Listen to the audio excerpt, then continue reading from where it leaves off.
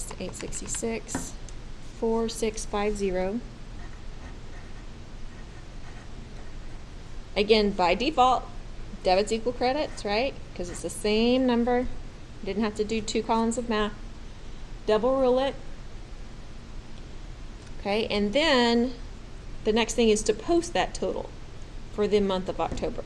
Okay, now this is going to post again to the accounts payable and the purchases accounts in the general, let's add that, in the general ledger. Okay, so these are our big accounts, our controlling accounts. Okay, so again, in your working together, okay, remember cash helps us know that that's the beginning. Okay, this is our general ledger.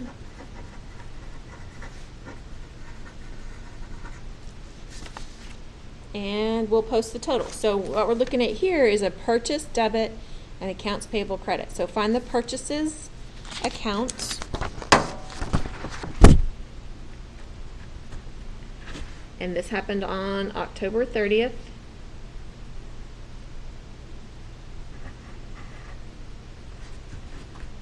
No, excuse me, 31st. Okay, it's coming from, again, the purchases journal, page 10. And it's a purchases debit, 4650. So right here, the debit, 4650. Debit, add those two, 8.25 plus 4650, 94128, and 25 cents. Okay, so looking at this, I can tell from January till October 31st, we've bought $94,128 worth of merchandise. Okay, that's what that number's telling me. Here's my account number, 5110. Do you remember where we put that? When we're posting totals, underneath the total, right? And so we're posting this twice, so leave room, because you're going to have 2 numbers that you got to put under there. We got here's the purchases debit. Now we've got to post the accounts payable credit.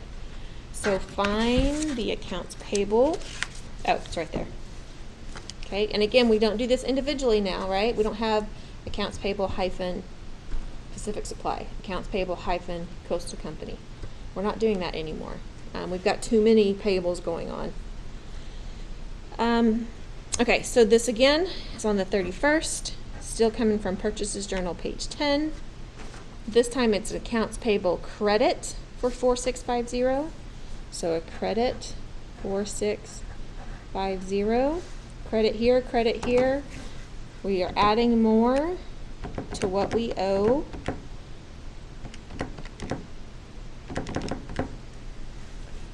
So 10,783. 53.